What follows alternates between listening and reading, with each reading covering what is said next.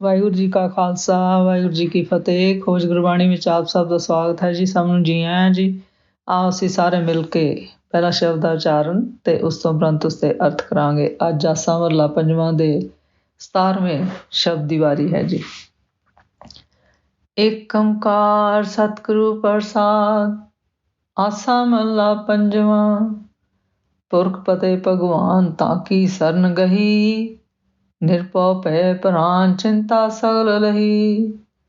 ਪੁਰਖ ਪਤੇ ਭਗਵਾਨ ਤਾਂ ਕੀ ਸਰਨ ਗਹੀ, ਨਿਰਭਉ ਭੈ ਪ੍ਰਾਨ ਚਿੰਤਾ ਸਗਲ ਲਹੀ। ਮਾਤ ਪਿਤਾ ਸੁਤ ਮੀਤ ਸੁਰਜਨ ਇਸਟ ਬੰਧਪ ਜਾਣਿਆ, ਗੈ ਕੰਠ ਲਾਇਆ ਗੁਰ ਮਿਲਾਇਆ, ਜਸ ਬਿਮਲ ਸੰਤ ਵਖਾਣਿਆ। ਬੇਅੰਤ ਗੁਣ ਅਨੇਕ ਮਹਿਮਾ, ਕੀਮਤ ਕੁਛ ਨਾ ਜਾਏ ਕਹੀ।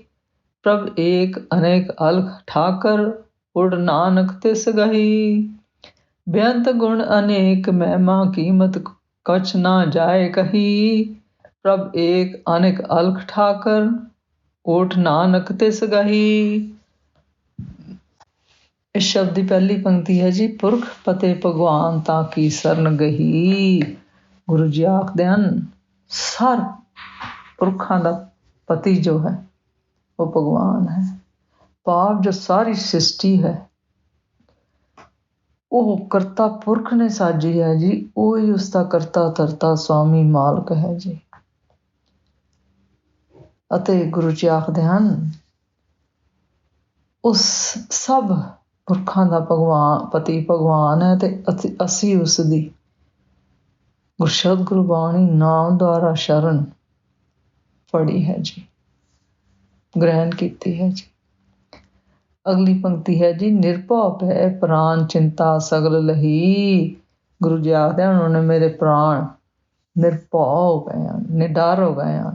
ਭਾਵ ਮੈਨੂੰ ਮੌਤ ਦੀ ਚਿੰਤਾ ਨਹੀਂ ਜੀ, ਸਾਰੀ ਚਿੰਤਾ ਲੱਥ ਗਈ ਹੈ, ਭਾਵ ਦੂਰ ਹੋ ਗਈ ਹੈ ਜੀ। ਅਗਲੀ ਪੰਕਤੀ ਹੈ ਜੀ। ਮਾਤ ਪਿਤਾ ਸੁਤ ਮੀਤ ਸੁਰਜਨ ਇਸ਼ਟ ਬੰਧਪ ਜਾਣਿਆ।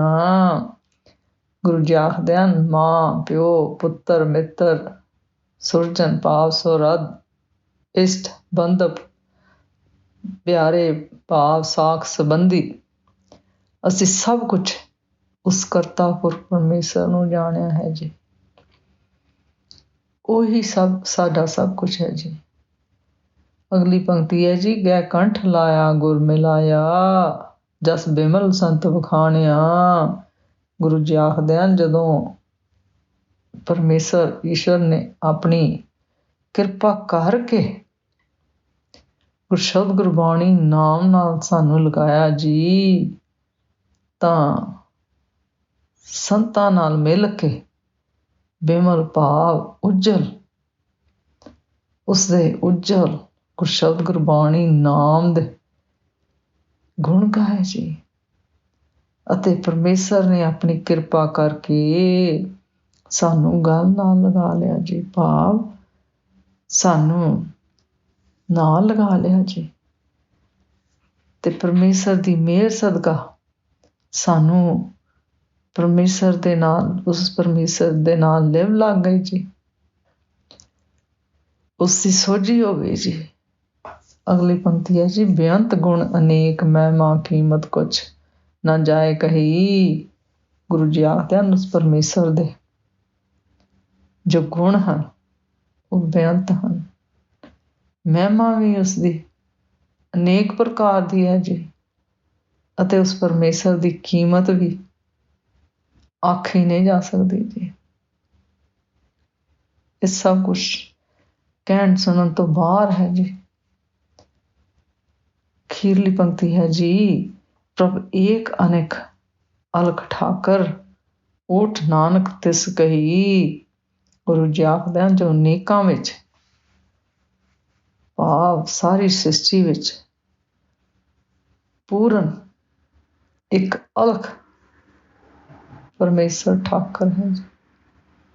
ਭਾਵ ਉਹ ਜੋ ਅਲਖ ਪਰਮੇਸ਼ਰ ਠਾਕਰ ਇੱਕ ਰੂਪ ਹੈ ਤੇ ਅਨੇਕ ਰੂਪ, ਭਾਵ ਨਿਰਗੁਣ ਤੇ ਸਰਗੁਣ ਰੂਪ ਹੈ ਜੀ।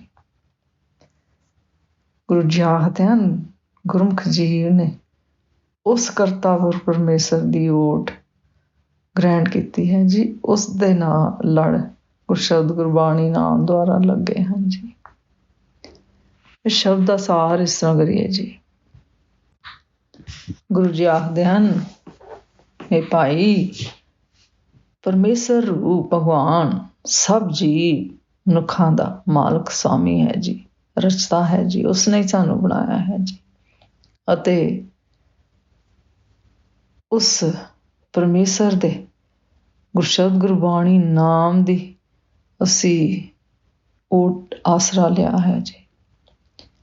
ਗੁਰੂ ਜੀ ਆਖਦੇ ਹਨ, ਉਹ ਗੁਰਮੁਖ ਭੈ ਰਹਿਤ ਹੋ ਗਏ ਹਨ, ਨਿਡਰ ਹੋ ਗਏ ਹਨ ਜੀ। ਅਤੇ ਉਹਨਾਂ ਨੂੰ ਆਪਣੇ ਮੌਤ ਦੀ ਵੀ ਕੋਈ ਚਿੰਤਾ ਨਹੀਂ ਹੈ ਜੀ। ਸਭ ਕੁਝ ਖਤਮ ਹੋ ਗਿਆ ਹੈ ਜੀ। ਕਿਉਂਕਿ ਉਹ ਪਰਮੇਸ਼ਰ ਦੇ ਗੁਰਸ਼ਬਦ ਗੁਰਬਾਣੀ ਨਾਮ ਵਿੱਚ ਲੱਗੇ ਹਨ ਜੀ। ਫਿਰ ਗੁਰੂ ਜੀ ਆਖਦੇ ਹਨ, ਉਹਨਾਂ ਨੇ ਇਸ਼ਟ ਦੇਵ ਰੂਪ ਭਗਵਾਨ ਪਰਮੇਸ਼ਰ ਨੂੰ ਹੀ ਆਪਣਾ ਮਾਤਾ ਪਿਤਾ ਪੁੱਤਰ ਮਿੱਤਰ ਮਹਾਂਪੁਰਸ਼ ਸੰਤ ਜਨ ਸੰਬੰਧੀ ਸਾਖ ਸੰਬੰਧੀ ਸਭ ਕੁਝ ਜਾਣਿਆ ਹੈ ਜੀ, ਸਭ ਕੁਝ ਸਮਝਿਆ ਹੈ ਜੀ। ਫਿਰ ਗੁਰੂ ਜੀ ਆਖਦੇ ਹਨ ਕਿ ਗੁਰੂ ਨੇ ਕਿਰਪਾ ਕਰਕੇ ਉਹਨਾਂ ਨੂੰ ਪਰਮੇਸ਼ਰ ਨਾਲ ਮਿਲਾ ਦਿੱਤਾ ਹੈ ਜੀ। ਅਤੇ ਪਰਮੇਸ਼ਰ ਨੇ ਆਪਣੀ ਦਇਆ ਕਰਕੇ ਉਹਨਾਂ ਨੂੰ ਆਪਣੇ ਨਾਲ ਲਗਾ ਲਿਆ ਹੈ ਜੀ। ਫਿਰ ਗੁਰੂ ਜੀ ਆਖਦੇ ਹਨ, ਪਰਮੇਸ਼ਰ ਹਰ ਦਾ ਪਾਵਨ ਗੁਰਸ਼ਬਦ ਗੁਰਬਾਣੀ ਨਾਮ ਸੰਤ ਗੁਰਮੁਖਾਂ ਨੇ ਵਿਖਾਨ ਕੀਤਾ ਹੈ ਜੀ। ਅਤੇ ਪਰਮੇਸ਼ਰ ਰੂਪ ਭਗਵਾਨ ਦੇ ਬੇਅੰਤ ਗੁਣ ਹਨ ਜੀ। ਉਸਦੀ ਅਨੇਕ ਪ੍ਰਕਾਰ ਦੀ ਮਹਿਮਾ ਹੈ ਜੀ। ਅਤੇ ਉਸ ਦੀ ਕੀਮਤ ਵੀ ਕੋਈ ਨਹੀਂ ਲਗਾ ਸਕਦਾ ਜੀ। ਫਿਰ ਗੁਰੂ ਜੀ ਆਖਦੇ ਹਨ, ਉਹ ਪਰਮੇਸ਼ਰ ਇੱਕ ਹੈ ਜੀ, ਪਰ ਅਨੇਕ ਰੂਪ ਹਨ ਜੀ। ਅਤੇ ਉਹ ਅਲਖ ਠਾਕਰ ਸਭ ਦਾ ਸਵਾਮੀ, ਸਭ ਦਾ ਮਾਲਕ, ਸਭ ਨੂੰ ਰਚਣ ਵਾਲਾ ਹੈ ਜੀ, ਰਚਾਇਤਾ ਹੈ ਜੀ ਸਭ ਦਾ। ਗੁਰੂ ਜੀ ਆਖਦੇ ਹਨ, ਨਾਨਕ ਨੇ ਉਸ ਪਰਮੇਸ਼ਰ ਦੀ ਓਟ ਲਈ ਹੈ ਜੀ। ਅੱਜ ਦਾ ਵਿਚਾਰ ਕਰਦਿਆਂ ਮੇਰੇ ਕੋਲੋਂ ਅਨੇਕਾਂ ਭੁੱਲਾਂ ਹੋਈਆਂ ਹੋਣਗੀਆਂ, ਉਸ ਵਾਸਤੇ ਮੈਂ ਖਿਮਾ ਦੀ ਜਾਚਕ ਹਾਂ ਜੀ। ਵਾਹਿਗੁਰੂ ਜੀ ਕਾ ਖਾਲਸਾ, ਵਾਹਿਗੁਰੂ ਜੀ ਕੀ ਫਤਿਹ।